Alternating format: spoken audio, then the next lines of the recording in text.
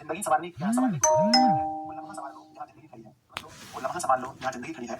मतलब ये होता है कि हमें बच्चों वर्तमान में जीना चाहिए। हमें कहाँ जीना चाहिए बताओ कमेंट बॉक्स में लिख करके कि हमें कहाँ जीना चाहिए। तो हमें बच्चों वर्तमान में जीना चाहिए, ना कि बीते हुए समय में और ना कि बच्चों आने वाले समय में। हमें वर्तमान में जीना चाहिए। तो चलिए बच्चों हम क्लास को शुरू करेंगे। उसके पहले मैं आप लोगों से कहना चाहता हूँ, मैं पूछना चाहता हूँ कि आप ऐप पर बच्चों जुड़े हुए हो, क्या आप ऐप पर हमारे कोर्स में जुड़े हुए हो, चाहे आप साइंस के विद्यार्थी हो, चाहे आप आर्ट्स के हो, चाहे आप कॉमर्स के हो।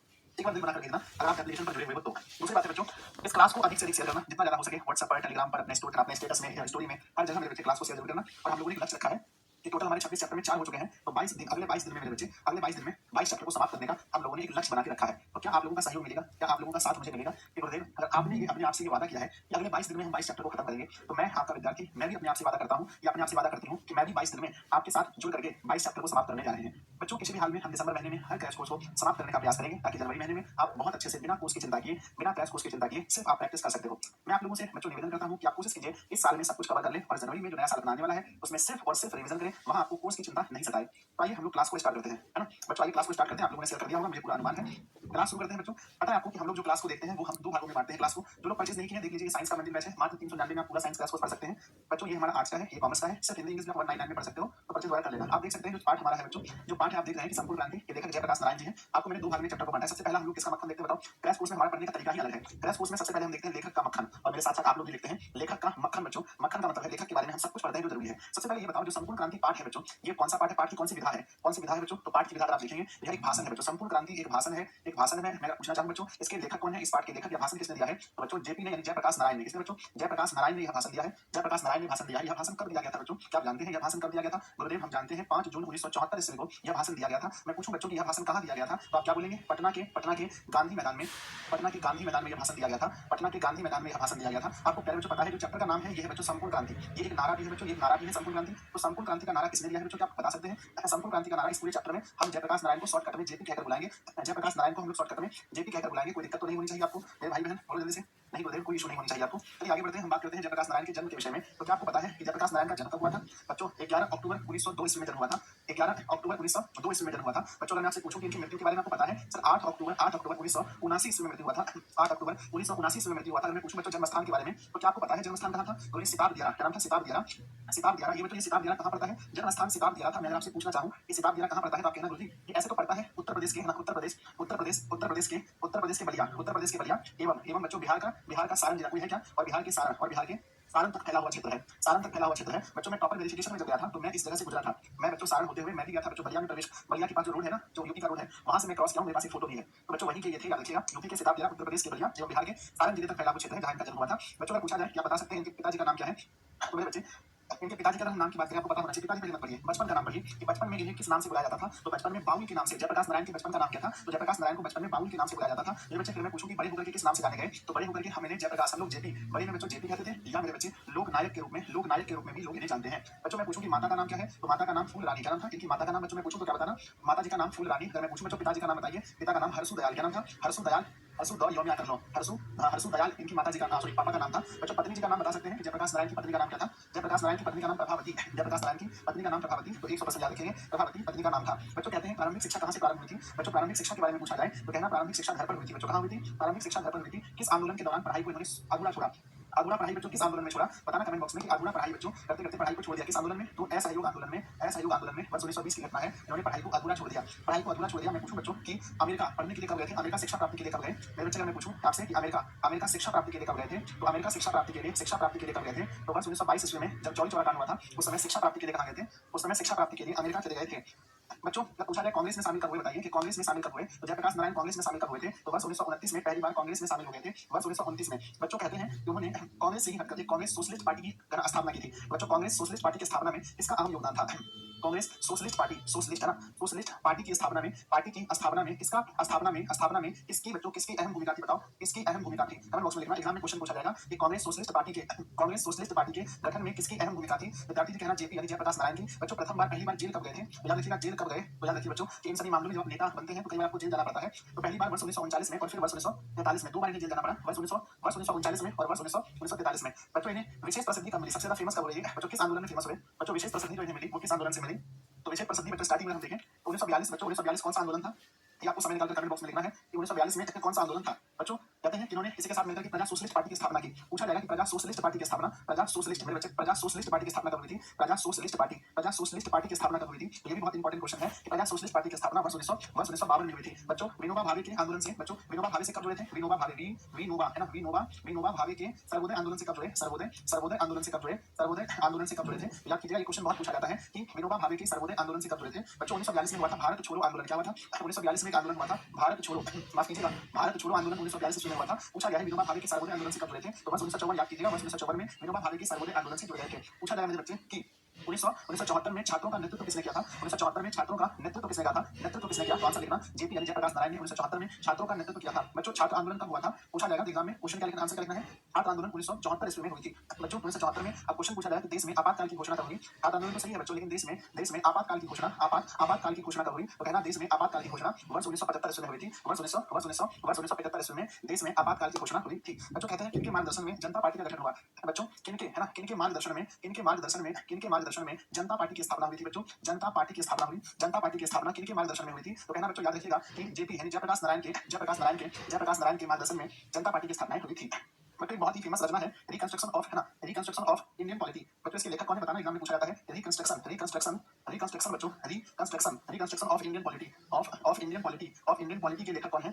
रिकंस्ट्रक्शन ऑफ इंडियन पॉलिटी के लेखक कौन है? बड़ा फेमस क्वेश्चन है मेरे बच्चे, है ना। रिकंस्ट्रक्शन ऑफ इंडियन पॉलिटी के लेखक कौन है? तो कहना जयप्रकाश बाबूजी यानी कि जयप्रकाश नारायण है। बच्चों इन्हें 2 पुरस्कार मिला है, दोनों पुरस्कार आपको याद करना है। 2 पुरस्कार इन्हें मिला है, बहुत प्रमुख पुरस्कार है। एक बच्चों मैक्सेस पुरस्कार है, एक क्या है ना, एक है बच्चों मैक्सेसे पुरस्कार है। मैक्सेसे पुरस्कार कब मिला था? वर्ष 1965 ईस्वी में। और बच्चों भारत रत्न पुरस्कार कब मिला है? याद रखिएगा, भारत रत्न पुरस्कार कब मिला है? वर्ष 1998 ईस्वी में। वर्ष 1998 ईस्वी में 65 में मैक्सेस पुरस्कार मिला है और बच्चों 98 में भारत रत्न पुरस्कार मिला है। बच्चों पूछा गया कि युवा शक्ति का प्रतीक, है ना, युवा शक्ति का प्रतीक किसे माना जाता है? तो युवा शक्ति का प्रतीक बच्चों इस अध्याय में हम देखें तो जयप्रकाश नारायण को, है ना, युवाओं के हृदय का सम्राट किसे कहा जाता है? युवाओं के हृदय का सम्राट किसे माना गया था? बच्चों युवाओं के हृदय का सम्राट भी जेपी को यानी जयप्रकाश नारायण को युवाओं के हृदय का सम्राट भी कहा जाता है। ये बच्चों इस अध्याय के अनुसार, याद रखिएगा, इस अध्याय के अनुसार। बच्चों आज हम लोग जो पढ़ने वाले हैं संपूर्ण क्रांति, क्या ये पूरा संपूर्ण क्रांति है या उसका कुछ भाग है जो हम लोग पढ़ने जा रहे हैं? संपूर्ण क्रांति। बच्चों जो भाषण, ध्यान रखिएगा, जो भाषण 5 जून 1974 को, भाषण दिया गया था, जो भाषण 5 जून 1974 को दिया गया था, वो भाषण हम, सर जीपी नहीं, अरे हम जीपी लिख रहे हैं, हे भगवान, जी से जयप्रकाश, अच्छा मैं हिंदी में लिख रहा हूँ जयप्रकाश, अच्छा जय से जय और पी से प्रकाश ना, मुझे जेपी करना था। मेरी सॉरी बच्चों, मैं आप लोगों से क्षमा चाहता हूँ कि मैं हिंदी में जयप्रकाश हो जाता, जय से जय, माफ कीजिएगा। जहाँ भी मैं जीपी लिख रहा हूँ वो हर जगह जेपी हो जाएगा। ये एक बहुत बड़ा मिस्टेक है मुझसे, तो मैं क्षमा चाहता हूँ और हम उम्मीद करते हैं कि आप लोग इसको शायद जेपी लिखे होंगे। बच्चों भाव सही थे, ताकि हमारा लिखना गलत था, पर भाव मेरा बिल्कुल सही था, वो आप लोग जानते हैं कि मैं जेपी ही कहना चाह रहा था, और बार बार पता नहीं जॉ की वजह से मैं जी लिख रहा था। ठीक है, तो कृपया आप लोगों से अनुरोध है कि आप लोग इतना सही कर लें, ये जीपी नहीं, इसको शॉर्टकट में हम जेपी ही कहेंगे। आ जाओ, जो भाषण वर्ष ना, जो भाषण 5 जून 1974 को दिया गया था, क्या संपूर्ण भाषण हम लोग पढ़ रहे हैं या उसका सिर्फ एक अंश पढ़ रहे हैं? बच्चों हम इसका सिर्फ एक अंश पढ़ने वाले हैं, अंश। अगर बच्चों पूछे आपसे कि संपूर्ण भाषण कहाँ मिलेगा, इनका संपूर्ण भाषण, बच्चों संपूर्ण भाषण किस पुस्तक में है? संपूर्ण भाषण वाली पुस्तक कौन सी है? तो संपूर्ण भाषण वाली पुस्तक अगर कोई पूछे तो कहना है कि संपूर्ण भाषण वाली पुस्तक है जिनका नाम है जनमुक्ति। क्या नाम है बच्चों? जनमुक्ति, है ना, जनमुक्ति एक पुस्तक है जो पटना में प्रकाशित हुई थी, उसी पुस्तक में इनका संपूर्ण भाषण दिया गया है, उसी के हम लोग अंश को पढ़ रहे हैं।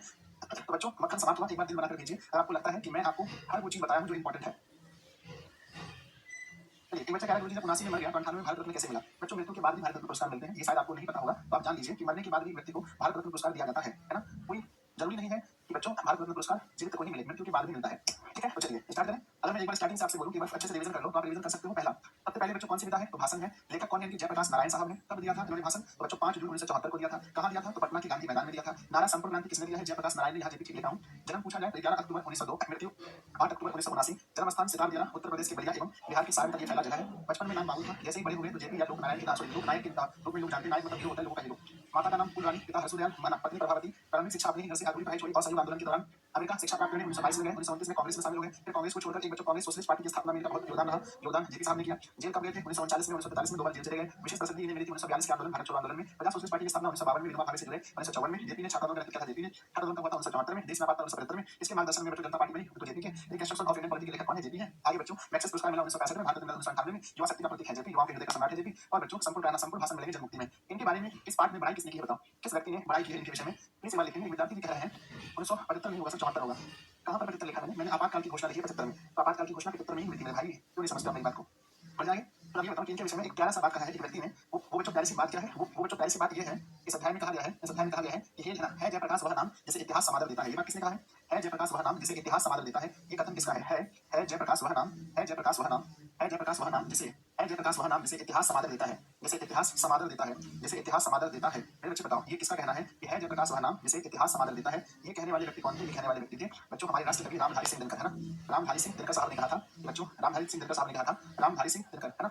मेरे बच्चे लास्ट कभी दिनकर साहब ने कहा था रामधारी से दिनकर साहब ने। बच्चों मैं देख पा रहा हूँ कि लाइव की संख्या बहुत कम है। अब मैं पाठ का मक्खन शुरू करूँ इसके पहले आप लोगों से मैं रिक्वेस्ट करना चाहता हूँ, अगर 2900 विद्यार्थी लाइव सेशन में जुड़े हैं 2900 प्लस, तो लाइव की संख्या भी बच्चों कम से कम 2900 होनी चाहिए। तो I am requesting you please do like बच्चों, सब लोग इस वीडियो को लाइक कीजिए जल्दी से एक बार बच्चों सब लोग वीडियो को लाइक कर देंगे बहुत फास्ट में। गुरुजी रतन टाटा जी को भी मिलना चाहिए भारत रत्न, बिल्कुल बच्चों, और मुझे 100% विश्वास है कि भारत का सबसे सर्वोच्च पुरस्कार भारत रत्न पुरस्कार से दाता राशि रतन टाटा जी को मिलेगा, मुझे पूर्ण विश्वास है। ठीक है, सब लोग एक बार क्लास को लाइक करो जल्दी जल्दी में। मेरे बच्चे प्लीज एक बार फटाफट से सब लोग क्लास को लाइक कर दीजिए। गुरुजी 1932 में भी जेल गए थे सभी ने आंदोलन के दौरान। अच्छा 32 में गए थे, अच्छा लिखा है 1932 में भी जेल गए थे, उसके बाद 39 में। रुक जाओ बच्चों, सभी ने पहली बार जेल 1932 में ही गए थे। रुक जाओ एक सेकंड, है ना, थोड़ा सा मिस्टेक हो गया यहाँ पर। 1932 में ही पहली बार जेल गए थे बच्चों, एक नॉलेज अपडेट कर लीजिए। थैंक यू अमित, है ना। देखो पहली बार जेल 1932 में ही गए थे, मैं यहाँ पे अपडेट कर देता हूँ कि सभी ने अवज्ञा आंदोलन के दौरान 32 में जेल गए थे फर्स्ट टाइम। तो बच्चों प्लीज प्लीज अपडेट कर लो, है ना। प्रथम बार जेल गए थे, प्रथम बार जब जेल कब गए थे, प्रथम बार जेल गए थे वर्ष 1932 में, है ना। सभी ने अवज्ञा आंदोलन के दौरान, सभी ने अवज्ञा आंदोलन के दौरान। आइए तो बच्चों हम बढ़ते हैं आगे, और आगे हम लोग पढ़ते हैं पाठ का मक्खन। जो इस पाठ में लिखा गया है, जो इस पाठ में है, उसका मक्खन बहुत कम है बच्चों। तो पाठ का मक्खन मैं अगर बताना चाहूँ तो बच्चों पाठ का मक्खन बहुत ही कम है।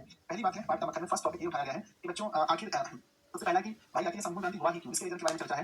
ये संपूर्ण क्रांति जो हुआ ही क्यों है, इनके विषय में चर्चा है। कहते हैं बच्चों कि जब 1974 में हमारे देश में कांग्रेस पार्टी की सरकार थी, और हमारी प्रधानमंत्री कौन थी, तो उसमें बच्चों वर्ष 1974 की घटना है, जब बच्चों 74 की घटना है, जब हमारे देश में इंदिरा गांधी जी, इंदिरा गांधी जी देश की प्रधानमंत्री थी, इंदिरा गांधी जी। और बच्चों यहाँ क्या हुआ था, इन्होंने इसके पहले गरीबी हटाओ का नारा दिया था, इन्होंने गरीबी हटाओ का नारा दिया था, लेकिन लोगों ने गरीबी हटाओ का नारा सुनकर के वोट तो दे दिया, पर इनकी सरकार बनने के बाद मेरे बच्चे महंगाई बढ़ गई, इनकी सरकार है, महंगाई और बढ़ गई, और लोग बच्चों क्या हो गए, बेरोजगार होने लगे, मेरे बच्चे महंगाई बढ़ गई और लोग बेरोजगार होने लगे। तो क्या गरीबी घटी, ना तो गरीबी घटी, उल्टा बच्चों महंगाई बढ़ गई और लोगों को रोजगार नहीं मिला, बल्कि और लोग बेरोजगार हो गए। इसलिए लोगों ने सोचा कि भाई जो सरकार है, हमें आंदोलन करना है, सरकार को ये चीज बताना है कि भाई आप जो कर रहे हैं, जिस तरह से देश चला रहे हैं, ये सही नीति नहीं है, ऐसे आप देश नहीं चलाओ, कुछ नियम में बदलाव लाओ। तो बच्चों लोगों को चाहिए था एक नेतृत्व करता। कोई भी आंदोलन तभी सफल होता है जब उसको नेतृत्व करने वाला लीडर अच्छा होना चाहिए। जैसे आप लोग आंदोलन चल रहा है, परीक्षा की तैयारी कर रहे हैं और उसके लीडर हम हैं, और लीडर अच्छा नहीं है तो आंदोलन कभी भी सफल नहीं होगा। तो बच्चों लोगों ने, जबकि ये उसमें बहुत बुरे हो गए थे, तो पता है कि ये बहुत बुरे हो गए थे। आप देख सकते हैं कि 79 में इनकी मृत्यु हुई, इनकी मृत्यु के मात्र 5 साल पहले की घटना है। बहुत बुरे हो गए थे, 72 साल के थे, बहुत बुरे हो गए थे और अस्वस्थ भी रहते थे, और स्वस्थ भी थे। उसके बावजूद इन्हें बच्चों क्या बनाया गया, इन्हें नेतृत्वकर्ता बनाया गया, इन्हें बच्चों नेतृत्वकर्ता, इन्हें बच्चों इस आंदोलन का लीडर बनाया गया। तो इसके पहले पार्ट में यही बताया गया है कि आंदोलन क्यों हुआ था, बच्चों समझ गए। आपसे पूछा जाए कि भाई संपूर्ण क्रांति छात्र आंदोलन क्यों हुआ था, छात्र आंदोलन क्यों हुआ था, आप समझ गए, तो मुझे यस लिखकर भेजिए, हम समझ गए। छात्र आंदोलन इसलिए हुआ था क्योंकि लोगों ने कांग्रेस पार्टी को वोट दिया था और इसमें इंदिरा गांधी प्रधानमंत्री बनी थी, तो देश में कुछ अच्छा होना था। उन्होंने कहा था गरीबी हटाओ का नारा दिया था कि भाई देश से गरीबी को मिटा देंगे, पर उल्टा हुआ ये कि देश में महंगाई बढ़ गई और लोग और बेरोजगार हो गए। तो लोगों ने क्या किया, लोगों ने बच्चों, चाहे अपने हम बिहार की बात करें, पंजाब की बात करें, अलग अलग जगह गुजरात की बात करें, तो लोग धरना प्रदर्शन करने लगे। इसकी शुरुआत बच्चों गांधी मैदान से हुई और ये धीरे धीरे बच्चों पूरे विश्व में, मतलब माफ कीजिएगा, पूरे पूरे देश में बच्चों ये फैल गया, पूरे देश में ये फैल गया। इसके बाद बताओ बच्चों, क्या इंदिरा गांधी जी को इस्तीफा देना पड़ा, हाँ या ना? यस बच्चों, ये इतनी बड़ी घटना हो गई, इसमें इंदिरा गांधी जी को इस्तीफा भी देना पड़ गया, है ना। इन्हें बच्चों, नहीं इस्तीफा नहीं, देश में आपातकाल घोषणा, माफ कीजिएगा, इस्तीफा नहीं, देश में इमरजेंसी की इस्तीफा है नहीं, मैं इज्जत नहीं कर सकता हूँ, पर देश में आपातकाल की घोषणा करनी भी, राष्ट्रपति शासन लगाना पड़ा, है ना। तो बच्चों आगे बढ़ते हैं नेक्स्ट। इसमें एक और पार्ट की चर्चा है। यहाँ पर इस पार्ट में ये बताया गया है कि जब पढ़ने के लिए अमेरिका जाते हैं, कहाँ जाते हैं, जब पढ़ने के लिए अमेरिका जाते हैं, इसके विषय में चर्चा करते हैं जयप्रकाश नारायण जी इस भाषण में। बताते हैं कि जब ये पढ़ने के लिए अमेरिका गए थे तो किस प्रकार से इन्हें संघर्ष करना पड़ा था, कैसे बच्चों छोटे से कमरे में 3-4 लड़के रहते थे और कैसे वहाँ पर ये पढ़ते थे, और संडे के दिन कैसे किसी मतलब कि कह सकते हैं कि किसी ढाबे में, किसी होटल में बच्चों काम करने जाते थे, किसी होटल में काम करने जाते थे और वहाँ पर बच्चों काम करते थे ताकि कुछ पैसा कमा सके, जिससे इनकी पढ़ाई हो सके। तो बच्चों हम स्पेशली कहें तो इसमें पार्ट 2 में इन्होंने अमेरिका की चर्चा की है, जहाँ इन्होंने अपने जीवन को क्या बताया, बताओ,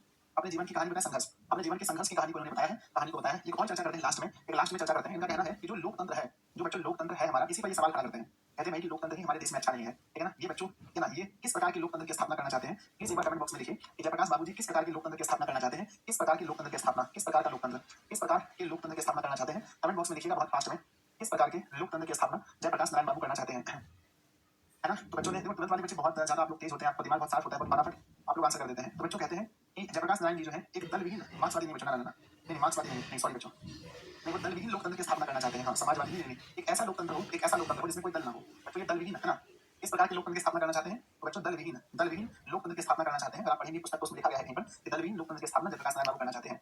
बच्चों यहाँ पर बताते हैं किसी में पार्ट में और चर्चा, बहुत अच्छी प्यारी चर्चा है कि ये बच्चों इंदिरा गांधी जी और मेरे बच्चे इंदिरा गांधी जी एक तरफ रखते हैं, इंदिरा गांधी जी को एक तरफ रखते हैं बच्चों जवाहरलाल नेहरू, ना जवाहरलाल नेहरू इनके पापा है ना, जवाहरलाल नेहरू बच्चों और गांधी जी, इन दोनों को एक तरफ रखते हैं। और दोनों में क्या फर्क बताते हैं, आपको याद है, आपने पूरा पाठ पढ़ा होगा, आपको पता होगा बच्चों, दोनों में ये फर्क बताते हैं। कहते हैं देखो, मैं तो विरोध तीनों का करता हूँ, मैं तो विरोध तीनों का, इंदिरा गांधी का भी, जवाहरलाल नेहरू का, है ना, इंदिरा गांधी जी का, नेहरू जी का और महात्मा गांधी का, मैं तो विरोध तीनों का करता हूँ। पर मेरे बच्चे, पर जो मेरी बातें अच्छी होती हैं, उसे नेहरू जी मान लेते हैं, गांधी जी मान लेते हैं, नेहरू जी मान लेते हैं, गांधी जी मान लेते हैं, पर मेरी बातों को कभी भी इंदिरा गांधी जी नहीं मानते हैं और वो अपने ईगो पर ले लेते हैं, है ना। इसी बात को मैं जब कहता हूँ तो वो अपने आप पर, मतलब अपने ऊपर ले लेते हैं, अपने ईगो पर ले लेते हैं, अपने ईगो पर, है ना। तो बच्चों इस पार्ट में कहा जाता है ना, राष्ट्रपति शासन क्या होता है। राष्ट्रपति शासन में क्या होता है कि जब बच्चों देश में अभी प्रधानमंत्री सर्वोच्च है ना, माना जाता है, ऐसे तो राष्ट्रपति सर्वोच्च पर चलता है, प्रधानमंत्री का ही है।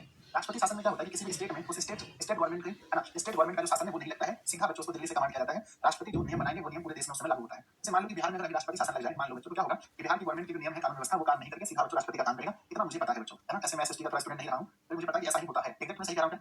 यहाँ बहुत सारे आर्ट्स वाले बच्चे हैं, बताओ मैं सही कह रहा हूँ। तो समझ गए। तो बच्चों क्या करते हैं, कि जवाहरलाल नेहरू जी इनकी बातों को मानते हैं, गांधी जी भी इनकी बातों को मानते हैं, परंतु जो इंदिरा गांधी जी हैं वो इनकी बातों को नहीं मानते हैं। इस बात से बहुत ज्यादा ये जयप्रकाश नारायण जी बहुत दुखी है कि भाई इंदिरा गांधी तो बात ही नहीं मानती हमारी, है ना? तो बच्चों बढ़िया नहीं, ऐसा यही होता है, राइट सर यही होता है, ठीक है। नहीं आप एसएसटी वाले हो, ज्यादा आर्ट्स वाले स्टूडेंट को ज्यादा पता होगा ये चीज, तो ठीक है। तो बच्चों यही इस पार्ट में ज्यादा कुछ नहीं है, एक मतलब एक भाषण टाइप का है, तो बहुत कुछ इसमें नहीं था। तो बच्चों चलिए स्टार्ट करें क्वेश्चन आंसर। इस पार्ट में बस यही बताया गया था कि भाई देखो अभी जो वर्तमान में सरकार है वो जनता का नहीं सोचती है, सिर्फ अपना भला करना सोचती है ना? अपना जो नियम बना देती है सरकार, चाहे वो नियम अच्छा हो या खराब हो, उसको लोगों के ऊपर, जनता के ऊपर थोपना चाहती है। मतलब ये कह सकते हैं मतलब तानाशाही वाला सरकार चल रहा है, जबकि ऐसा नहीं होना चाहिए। जयप्रकाश नारायण कहते हैं कि देखो अभी जो चल रहा है देश में ये तानाशाही वाला है, और जो हमारे लोग गांधी मैदान में लाखों की संख्या में लोग आए थे, कहते हैं जो हमारे लोग मतलब कि इसमें आ रहे हैं, इस क्रांति में जुट रहे हैं, तो जो इंदिरा गांधी की सरकार है इन लोगों पर लाठीचार्ज कर रही है, इन लोगों को सता रही है, इन लोगों को मार रही है। मतलब लोगों की बात सरकार बिल्कुल नहीं सुन रही, जबकि सरकार को सुननी चाहिए लोगों की बात। और इसे बच्चों है ना जयप्रकाश नारायण को शायद कहाँ का दलाल कहते हैं, है ना? सर कहीं का दलाल कहते हैं, आप लोग को एग्जैक्ट बच्चों बताओ कि जयप्रकाश नारायण बाबू को कहाँ का दलाल कहा गया है ना? कहाँ का दलाल कहते हैं कांग्रेस वाले लोग, है ना? कहाँ का दलाल कहते हैं? एक बार कमेंट बॉक्स में लिखना कि कांग्रेस वाले लोग जो है जयप्रकाश, सर ईगो मतलब क्या होता है? अरे ईगो नहीं होता, जैसे कि आपने मुझे कुछ बोला तो मैं एक शिक्षक हूँ, आप एक स्टूडेंट हो, तो मैं सोचूंगा भाई ये छोटा बच्चा मुझे क्या सिखाएगा, मतलब क्या बोलते हैं, ईगो को कुछ बोलते हैं ना हिंदी में, हाँ वो। अच्छा अमेरिका का दलाल कहा है, हाँ ये मैंने कहीं पढ़ा था कि जयप्रकाश नारायण बाबू को बच्चों अमेरिका का दलाल भी कहा गया है, अमेरिका का दलाल कहा गया, ठीक है ना? तो चलो बच्चों क्वेश्चन आंसर करते हैं, कोई इशू नहीं होगा आपको, मुझे बच्चों का क्या हो गया ना। क्वेश्चन आंसर करते हैं, है ना? फर्स्ट क्वेश्चन पूछा गया, फर्स्ट क्वेश्चन देखो, फर्स्ट है कि जयप्रकाश बाबू का जन्म कब हुआ, कहाँ हुआ था? जयप्रकाश बाबू का जन्म कब हुआ, कहाँ हुआ? जन्म तो एग्जैक्ट मुझे याद है 11 अक्टूबर 1902 को, शताब्दी सही आंसर है। नेक्स्ट है बच्चों, जयप्रकाश बाबू प्रसिद्ध हुए थे, किस नाम से प्रसिद्ध है? तो बच्चों में से लोग लोग मतलब जनता, और नायक मतलब हीरो, जनता का हीरो कहते हैं इसे। ऑप्शन बी, जयप्रकाश बाबू की माता पिता कौन है? माता का नाम फूलरानी और पापा का नाम हरसुदयाल, बच्चों फूलरानी हरसुदयाल, ऑप्शन ए सही है। नेक्स्ट क्वेश्चन बच्चों, जयप्रकाश बाबू कांग्रेस में कब शामिल हुए थे? तो वो 22 में तो चले गए थे पढ़ने के लिए अमेरिका, वहां से लौटे 29 में शामिल हुए, ऑप्शन ए सही है। नेक्स्ट में बच्चे जयप्रकाश बाबू सर्वोदय आंदोलन से कब जुड़े थे? अहंकार, हाँ वो ठीक बोला, ईगो मतलब अहंकार, ठीक है। जयप्रकाश बाबू सर्वोदय से जुड़े थे 54 में, ऑप्शन ए सही है, इसका भी आंसर है। जयप्रकाश बाबू की पत्नी का नाम क्या था? पत्नी का नाम प्रभावती, ऑप्शन नंबर ए भी सही है। जयप्रकाश बाबू पटना साइंस कॉलेज के छात्र कब रहे थे? तो ये मैंने आपको नहीं बताया, मुझे नहीं लगा इतना पूछा जाएगा।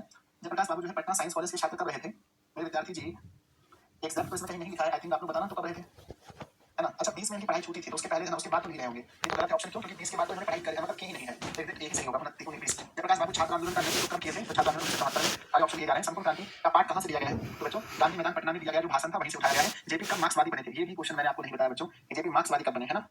तो ये पार्ट के अंदर का ये क्वेश्चन है, तो प्लीज बच्चों नेक्स्ट मैंने पिछले वर्ष पढ़ाया था, माफ कीजिएगा मैंने फुल कोर्स में, तो जेपी मार्क्सवादी कब बने ये क्वेश्चन एक्सपेक्ट बहुत जरूरी है, तो प्लीज कमेंट बॉक्स में कमेंट करना सब लोग।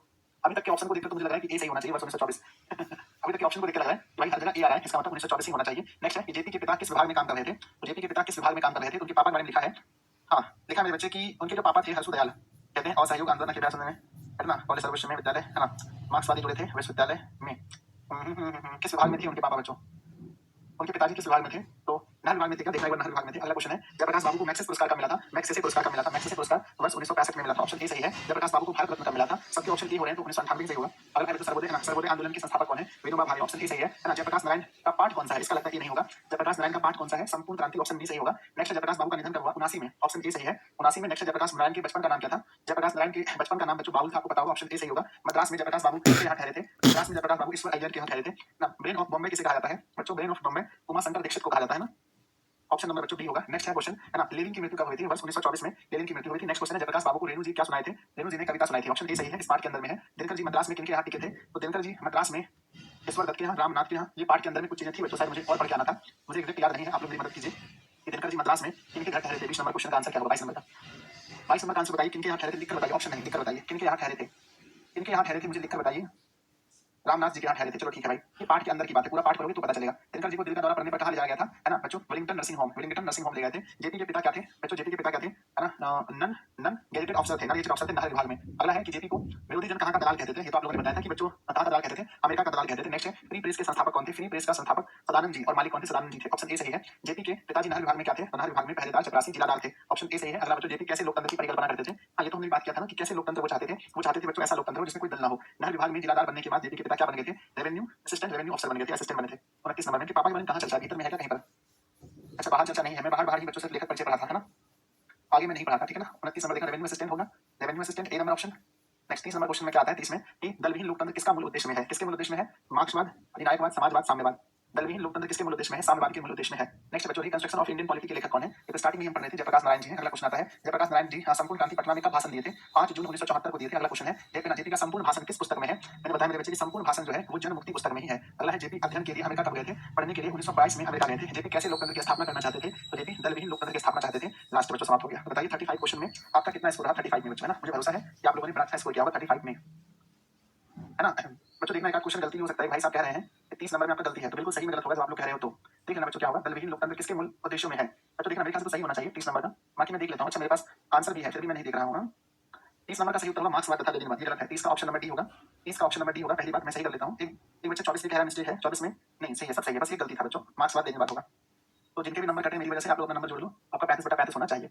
अब चलिए देखते हैं कुछ सब्जेक्टिव क्वेश्चन, है ना। मेरे बच्चे को सब्जेक्टिव क्वेश्चन देखते हैं। पहला ये बच्चों 5 अंक का क्वेश्चन है, अगर आपके एग्जाम में आता है ये क्वेश्चन, तो 5 अंक का सवाल है कि जयप्रकाश नारायण का छात्र जीवन और अमेरिका प्रवास का वर्णन कीजिए। जयप्रकाश नारायण का छात्र जीवन कैसे बीता है ये आपको बताना है, और अमेरिका में वो जो रहे थे उनके बारे में कुछ लिखना है। तो बच्चों देखिए, जयप्रकाश बाबू बड़े मेधावी छात्र थे, यानी पढ़ने में बहुत तेज विद्यार्थी थे। वे पटना विश्वविद्यालय से छात्रवृत्ति पाने वाले आईएससी के छात्र थे, यानी 11th के। गांधी जी के असहयोग आंदोलन से प्रभावित होकर उन्होंने पढ़ाई छोड़ दी। बाद में बीएचयू में नाम लिखवाना तो चाहा, परंतु सरकारी अनुदान प्राप्त करने के कारण उसमें नाम नहीं दिखाया। बिहार विद्यापीठ से उन्होंने आईएससी की परीक्षा पास की। इस बीच राजेंद्र बाबू के सचिव मथुरा बाबू के दामाद कुलदीप बाबू के प्रयोगशाला में पढ़ाई की तैयारी करते रहे। तो लिखा गया है, आगे की शिक्षा प्राप्त करने के लिए वर्ष 1922 ईस्वी में अमेरिका चले गए। वहां 3-4 साथी मिलकर एक ही कमरे में रहते थे। एक बिछावन पर 2 व्यक्ति सोते थे। छुट्टी के दिन एवं समय वहां के होटलों में या सुसाइन पार्लर में काम करते थे। उसी कमाई से अपना जीवन यापन करते थे। कभी कभी तो उन्हें शौचालय भी साफ करना पड़ता था। हे भगवान। बीए पास करने के बाद छात्रवृत्ति मिलने लगी, फिर उनकी जीवन शैली में सुधार हुआ। वहां वे घोर कम्युनिस्ट थे। एक रशियन दर्जी के यहाँ कम्युनिस्ट का क्लास लगता था, यानी कि रशियन के यहाँ जाकर पढ़ते भी थे बच्चों। तो 14 नंबर क्वेश्चन देख लेना। 7 नंबर क्वेश्चन का 1921 बच्चों क्या लिखा है, एक सेकंड देख लेता हूँ मैं। मिस्टेक हो गया क्या? मैं आज कम पढ़ गया था बच्चों, मैं मुझे मानता हूँ। देखो, सर्वोदय आंदोलन के संस्थापक विनोबा भावे, ये बिल्कुल सही है। मैं 7 नंबर क्वेश्चन सिर्फ देख लेता हूँ, अगर मिस्टेक है तो बच्चों। अच्छा, वहाँ कॉलेज के छात्र कब थे? तो कॉलेज के छात्र 1921 में थे बच्चों, माफ कीजिएगा, 1921 में थे, ठीक है ना। 1921 में थे कॉलेज के छात्र, आईसी स्टूडेंट रहे थे। हाँ, मैंने ठीक कर लिया, ठीक है, अब सही है। चलो, नहीं मेरे पास आंसर भी लिखा था, मैंने ध्यान ही नहीं दिया। आंसर था मेरे पास लिखा हुआ, मैंने ध्यान नहीं दिया बच्चे, चलो कोई बात नहीं हो गया। तो आपने देखा ये क्वेश्चन लिख दोगे बच्चों, यानी कि उनका छात्र जीवन कैसा रहा है और अमेरिका में उनके साथ क्या क्या हुआ है, इस विषय में अगर लिखने को आए हमारे 5 नंबर के सवाल, तो आप लिख दोगे, दिल बनाकर भेजो कि सर मैं लिख दूंगा या मैं लिख दूंगी कि उनका जो छात्र जीवन रहा है, बचपन में बहुत पढ़ने में मेधावी थे। एक बार ये चर्चा करना कि बीच में वो अपनी पढ़ाई छोड़ दिए थे, फिर ये चर्चा करना कि फिर वो पुनः पढ़ने लगे थे, फिर 22 में अमेरिका पढ़ने चले गए थे। अमेरिका में उनके साथ जो हुआ उस चीजों को अपने कलम से लिख देना है, ठीक है। चलो, अपने कलम से उन सभी चीजों को लिख देना। और गलती है कि नहीं? हाँ, तो और गलती है, 1924 सही है, झूठ कुछ मत बोलो। जो गलती है वो बात हम मानेंगे, है ना। और 22 नंबर में सर देख लीजिए, 22 नंबर का हम उत्तर क्या चुने हैं? रामनाथ ही चुने बाबू। अब एक ठोका गलती सही होगा तब सबको गलती दिखेगा, गलती नहीं तब ना। आगे बढ़िए, क्या लिखे हैं? कहते हैं अगला क्वेश्चन हमारा, अगर कोई डेमोक्रेसी का दुश्मन है, अगर कोई डेमोक्रेसी मतलब लोकतंत्र का दुश्मन है, तो वे लोग, है ना, वे लोग दुश्मन है जो जनता के शांतिमय कार्यक्रम में बाधा डालते हैं। तो मुझे बताइए कि डेमोक्रेसी का दुश्मन किसे बताते हैं? जयप्रकाश नारायण जी डेमोक्रेसी का दुश्मन किसे बताते हैं? तो कहते हैं डेमोक्रेसी के दुश्मन वही लोग हैं जो शांति। देखो बच्चों, आप देश में कहीं भी आंदोलन कर सकते हैं, ये हमारे संविधान ने हमें अधिकार दिया है। लेकिन हाँ, जब आप हाँ, मेरे बच्चे ध्यान दीजिए, देश में आप कहीं पर भी आंदोलन कर सकते हैं, शांतिपूर्ण आंदोलन आप देश में कहीं भी कर सकते हैं, लेकिन हाँ, आंदोलन कर सकते हैं लेकिन वो शांतिपूर्ण आंदोलन हो। और अगर आपके शांतिपूर्ण आंदोलन को भी रोका जा रहा है, भंग किया जा रहा है, तो इसी को कहते हैं कि ये लोग देश के लोकतंत्र के दुश्मन हैं। कहते हैं जेपी, है प्रस्तुत गद्यांश संपूर्ण पाठ एक उद्धृत है जिसमें शांतिपूर्ण प्रदर्शन करने वाले लोग, है ना, करने वाले नागरिकों पर अत्याचार करने वाले को डेमोक्रेसी का दुश्मन बताया गया है। वे देश समाज के दुश्मन होते हैं। जनता की शांति में कार्यक्रम में बाधा डालने वाले तो, है ना, प्रजातंत्र के असली दुश्मन है। तो क्या आप लिख दोगे? बताओ मेरे बच्चे, लिख दोगे तो हाँ बताइए कि सर लोकतंत्र का दुश्मन किसे कहा गया है? जो लोग शांतिपूर्ण क्रांति करने वाले लोगों को जो रोकते हैं, जो उन्हें शांतिपूर्ण आंदोलन करने नहीं देते हैं, उन्हें देश का दुश्मन बताया गया है। यानी बच्चों आप बताइए कि सर 1932 से पहली बार जेल गए थे भैया, हम सही कर दिए, सोते थे कि वो जब पढ़ा रहे थे हम तो सो गए थे क्या? उस समय अमित बोला कि 1932 लिखो, हम तो लिखते थे, पर आप सुनते ही नहीं हो, आपको तो सिर्फ कमेंट मारना है। आप मुझे बताइए जल्दी से कि ये बच्चों इशारा किसकी ओर कर रहे हैं? ये इशारा कर रहे हैं इंदिरा गांधी जी की ओर, इंदिरा गांधी जी की ओर इशारा कर रहे हैं। इंदिरा, है ना, इंदिरा गांधी की ओर इशारा करते हुए उन्हें कह रहे हैं भैया देखो आप ही तो देश के, है ना, मेन दुश्मन हो। नेक्स्ट बच्चों, लोकतंत्र के दुश्मन हो। नेक्स्ट बच्चों क्या? व्यक्ति से नहीं, हमें तो नीतियों से झगड़ा है। इसका मतलब क्या है? इसका मतलब ये है कि जयप्रकाश नारायण जी कहना चाहते हैं हमें किसी व्यक्ति से कोई लड़ाई नहीं है, जो व्यक्ति की जो नीति है उससे लड़ाई है। प्रस्तुत गद्यांश संपूर्ण क्रांति पाठ से उद्धृत है जिसमें जयप्रकाश बाबू अपने क्रांतिमूलक सिद्धांतों का वर्णन किया है। उन्हें किसी व्यक्ति से मतभेद नहीं था, बल्कि सिद्धांत या कार्य नीति से विभेद था। इस प्रकार वे नीतिगत विरोध करते थे। मेरे बच्चे बताओ, क्या वो व्यक्तिगत विरोध करते थे या नीतिगत विरोध करते थे? कमेंट बॉक्स में लिखिएगा। वो नीतिगत विरोध करते थे। कहते हैं जयप्रकाश बाबू कम्युनिस्ट में क्यों नहीं शामिल हुए? बच्चों देखो, उस समय जो कांग्रेस थे वो देश को आजादी दिलाने में ज्यादा काम कर रहे थे कांग्रेस, इसलिए वो कम्युनिस्ट में नहीं जुड़ करके कांग्रेस में जुड़े थे। तो कहते हैं ध्यान रखिएगा, गुलाम देश के नागरिकों को सबसे पहले स्वतंत्रता के लिए संघर्ष करना चाहिए। उन दिनों स्वतंत्रता आंदोलन करने में कांग्रेस की अग्रणी भूमिका थी, इसलिए बच्चों जयप्रकाश बाबू भी कम्युनिस्ट में शामिल होने के बजाय कांग्रेस में शामिल हुए। तो बच्चों अगर हम लोग कहते हैं कि भाई कांग्रेस पार्टी में 10 गलतियां हैं, तो हमें ये बात भी स्वीकारना चाहिए कि कांग्रेस पार्टी ने सबसे पहले देश को आजादी दिलाने में महत्वपूर्ण भूमिका निभाई है। क्या आप लोग मानते हैं? आज बच्चों हम अलग अलग पार्टियों के साथ जुड़ गए हैं, हम अलग अलग पार्टियों के साथ हमारी संवेदनाएं जुड़ी हैं, हमारी विचारधाराएं मिल रही हैं, परंतु हमें इस बात को कभी नहीं भूलना चाहिए कि ये कांग्रेस पार्टी बच्चों वही पार्टी है। हाँ, ये बात सही है कि लोग बदल गए हैं, अब वो लोग नहीं है। अरे बच्चे, लोग के बदलने से नीतियां बदलती हैं, परंतु यही वह पार्टी है जिसने सबसे पहले हमारे देश को आजादी दिलाने में महत्वपूर्ण भूमिका निभाई थी। बच्चे पार्टियों से हमें भी, बच्चों पार्टियों से कभी कोई प्रॉब्लम नहीं होनी चाहिए। आपको भी जब कभी अगर विरोध होगा, आपको कोई पूछा आपकी कौन सी पार्टी अच्छी लगती है, Congress party, BJP party, Trinamool Congress या फिर जेडीयू पार्टी, राजद पार्टी, तो आप कहना बच्चों देखो पार्टियां तो सब सही है, हमें विरोध करना चाहिए किसी एक व्यक्ति का जो व्यक्ति गलत कर रहा है। तो पार्टियों से कोई प्रॉब्लम नहीं है। पार्टियां तो सभी पार्टियों में कुछ ना, सभी पार्टियों ने हमारे देश के लिए कुछ ना कुछ अच्छा किया है बच्चों। तो कभी भी इन राजनीति में मत पड़ो, कभी भी किसी पार्टियों के चक्कर में मत पड़ो। अब ये बताओ कि हाँ इस पार्टी में ये व्यक्ति ठीक है, आपके अनुसार जब हम कहते हैं कि ये ठीक है, इसका मतलब बस हम ये कहते हैं कि मेरे अनुसार ये ठीक है, हम दूसरे की बातों में नहीं करना है बच्चों। कभी भी आगे बढ़े। नेक्स्ट आगे आता है क्या कि बापू और नेहरू की विशेषता, है ना। बापू बच्चों कहते हैं बापू और नेहरू की किस विशेषता का जेपी ने उल्लेख किया है? जेपी कहते थे बापू और नेहरू दोनों मेरी बात सुनते थे बच्चों। तो कहते हैं ध्यान दीजिएगा, बापू और नेहरू से जेपी का विरोध तो रहता था, परंतु दोनों ही उनका बड़ा आदर करते थे, उन्हें प्रेम से समझाते थे और मुद्दे पर विचार विमर्श करते थे। उचित लगने पर जेपी के विचार को मानते भी थे। यही उनकी विशेषता थी। जवाहरलाल नेहरू की और बच्चों महात्मा गांधी की यही विशेषता थी कि वो दोनों इनकी बातों को मानते थे। है ना बच्चों। यहाँ कमेंट बॉक्स में किसी पार्टी का नाम मत लिखिए, मेरी पार्टी का नाम लिखिए, मेरी पार्टी का नाम है छोड़ो नहीं पकड़ो, ठीक है। आप लोग मेरी पार्टी का नारा लगाइए बच्चों, है ना। मेरी पार्टी का नाम है छोड़ो नहीं पकड़ो, छोड़ो नहीं पकड़ो मेरी पार्टी है, तो मेरी पार्टी का नारा लगाइए सब लोग, है ना। मेरी पार्टी सबसे अच्छी है, बाकी पार्टियों को भूल जाइए। कहते हैं भ्रष्टाचार की जड़ क्या है, भ्रष्टाचार की जड़ क्या है, भ्रष्टाचार की जड़ है बच्चों सरकार की गलत नीतियां, मुख्य रूप से भ्रष्टाचार की जड़ है चुनाव प्रणाली सही नहीं होने के कारण राजनीतिक दल बेहिसाब धन खर्चा करते हैं, इसके लिए चंदा भी एकत्र करते हैं, आमदनी खर्च का सही हिसाब नहीं रखते और भ्रष्टाचार फैलाते हैं। इसे दूर करने के लिए दलहीन लोकतंत्र की स्थापना के साथ लोगों में नैतिकता एवं जागरूकता पैदा करना आवश्यक है बच्चों। भ्रष्टाचार की जड़ क्या है, भ्रष्टाचार की जड़ है बच्चों सरकार की गलत नीतियां और चुनाव की प्रक्रिया। दो चीज बच्चों भ्रष्टाचार की जड़ है, एक है सरकार की गलत नीति और दूसरा चुनाव की प्रक्रिया, दोनों बच्चों भ्रष्टाचार की जड़ है मेरे अनुसार से भी। कहते हैं बच्चों की दलहीन लोकतंत्र और साम्यवाद में कैसा संबंध है, कहते हैं बच्चों की दलहीन लोकतंत्र की परिकल्पना मूलतः साम्यवाद की ही है। याद रखना, देखो देखो देखो हम उसमें सही बोल रहे थे बाबू कि साम्यवाद आंसर होगा, आप लोग मार्क्स बात करवा दिए, ठीक है ना। देखो क्या होगा, साम्यवाद होगा। ऑब्जेक्टिव में तो गलत हो गया। दलहीन लोकतंत्र की परिकल्पना मूलतः साम्यवाद की ही है। ग्राम सभाओं के माध्यम से जनप्रतिनिधियों का चुनाव करने की बात साम्यवाद करता है। इस रूप में चुनाव कराने से सरकारी खर्च भी कमेगा और भ्रष्टाचार भी। साम्यवाद और दलहीन लोकतंत्र इसी का आधार है ना, इसी को आधार मानता है, इसलिए दोनों में समानता है। तो दलहीन लोकतंत्र और साम्यवाद में क्या समानता है कि दोनों ये ना, दोनों इस बात को मानता है कि हमें बच्चों लोकल एरिया से लीडर को उठाना चाहिए और लोकल एरिया के लीडर को बच्चों पावर देना चाहिए ताकि वो आसपास में विकास कर सके। नेक्स्ट 8वां नंबर क्वेश्चन कहता है कि संघर्ष समितियों से जयप्रकाश बाबू की क्या अपेक्षा है। उनका कहना है कि हम कुछ संघर्ष समितियां बनाएं। कहते हैं जयप्रकाश बाबू चाहते हैं कि संघर्ष समितियां सिर्फ शासन से ही संघर्ष नहीं करें बल्कि समाज के हर अन्याय के विरुद्ध संघर्ष करें। सामाजिक आर्थिक नैतिक क्रांति के माध्यम से ही ये संघर्ष समितियां संपूर्ण क्रांति कर सकती हैं। तो संपूर्ण ये जो संघर्ष समितियां हैं इनके बारे में जयप्रकाश बाबू कहते हैं जो हम लोग संघर्ष समितियां बनाएं, लड़कों को कहते हैं कि तुम लोग कुछ संघर्ष समितियां बनाओ और वो संघर्ष समितियां हर चीजों का ध्यान रखें। अगर कोई लोग गरीब है तो उसको मतलब उनको आर्थिक रूप से मदद करे, अगर कोई बच्चों किसी के साथ अन्याय हो रहा है तो उसको भी देखा जाए, कहीं छुआछूत हो रहा है तो उसको भी देखा जाए, हर चीज को बच्चों देखना है। नेक्स्ट अगला क्वेश्चन क्या आता है कि चुनाव चुनाव सुधार के बारे में जयप्रकाश बाबू के क्या सुझाव है। उनका मानना है कि भाई चुनाव में इतना खर्चा नहीं होना चाहिए।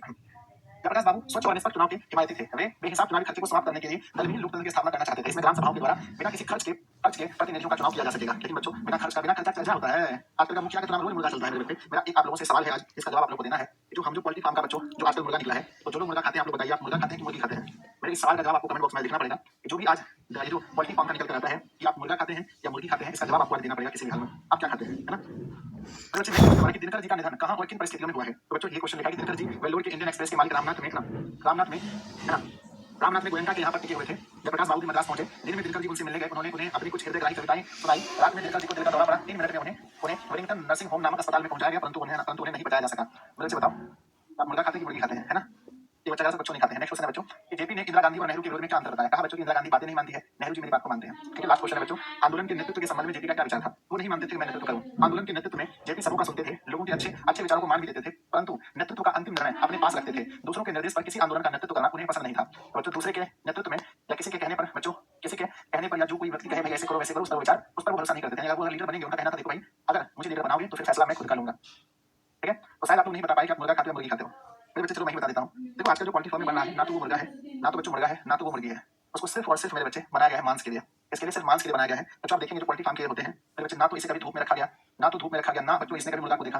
अगर मुर्गी है तो उन्होंने कभी मुर्गा को नहीं देखा मेरे बच्चे, फिर भी इसके अंडे हो रहे हैं। सोचो कैसे हो रहे हैं, फिर भी इसके अंडे हो रहे हैं, उस अंडे को बच्चों बेचा जा रहा है, फिर भी वो अंडे हो रहे हैं। ये सारा अंडा बच्चों केमिकल वाला होता है। किसका होता है ना, केमिकल वाला अंडा होता है बच्चों। आप समझो ये सब कुछ केमिकल से हो रहा है मेरे बच्चे। जैसे महिलाओं में पीरियड्स होता है, जैसे महिलाओं में पीरियड्स होता है वैसे बच्चों मुर्गी में भी तो होता होगा। और बच्चों एक देसी मुर्गी जो उड़ता है दौड़ता है वो बच्चों महीने में कितने अंडे देते हैं जरूर सोचिएगा। और जो एक बच्चों ये होता है, ये बता हाइब्रिड मुर्गी होता है, हाइब्रिड वाला होता है, वो महीने में कितने अंडे देते हैं, कितने अंडे लाते कहां से। ये सब बच्चों हार्मोन की वजह से होता है, जो हार्मोन डॉक्टर के द्वारा बनाया गया सुई से दिया जाता है। अब यही हार्मोन से हुआ हुआ बच्चों अंडे को आप खाओगे और ये हार्मोन डिसबैलेंस वाला हार्मोन है, तो आपके शरीर में भी अलग अलग प्रकार की बीमारियां उत्पन्न करेगा। तो बच्चों अगर आप मांसाहारी जीव हैं, अगर आप मांसाहारी हैं तो इन सभी चीजों का विशेष रूप से ध्यान रखें। मांस खाएं या नहीं खाएं ये आपका फैसला है, पर सही चीज खाएं ये मैं आपको हमेशा बताऊंगा। तो ये सब की वजह से आप जो डॉक्टर खाना जाके देखेंगे ये लाइन लगा होता है एक 100-200 लोगों का।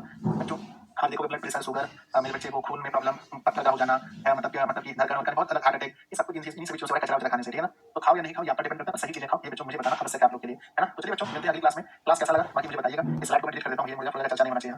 चलो मैं इस स्लाइड को हटा देता हूँ। बाकी चैप्टर कैसा लगा बताओ। कांग्रेचुलेशन आप सभी को। चैप्टर कैसा लगा बताओ ना मेरे बच्चे, है ना। कांग्रेचुलेशन, हम उम्मीद करते हैं कि आपको चैप्टर फिर से अच्छे से रिवाइज कर पाए होंगे और आपको बहुत अच्छा लगा होगा, है ना। कमेंट बॉक्स में जरूर लिखना कि आपको चैप्टर कैसा लगा। मिलते हैं अगली क्लास में बच्चों। एक बच्चा पूछ रहा है 12th का बैच नया कब आएगा, भी टाइम है बच्चों। फिर भैया लोग का तो होने दो परीक्षा, ठीक है। बाय बच्चों, लव यू सभी को। कमेंट बॉक्स में जरूर लिखना क्लास कैसा लगा। मिलते हैं फिर कल 9:30 बजे। बाय बाय, सब बीमारी खाते हैं। हाँ बच्चों प्रॉब्लम है बहुत सारा।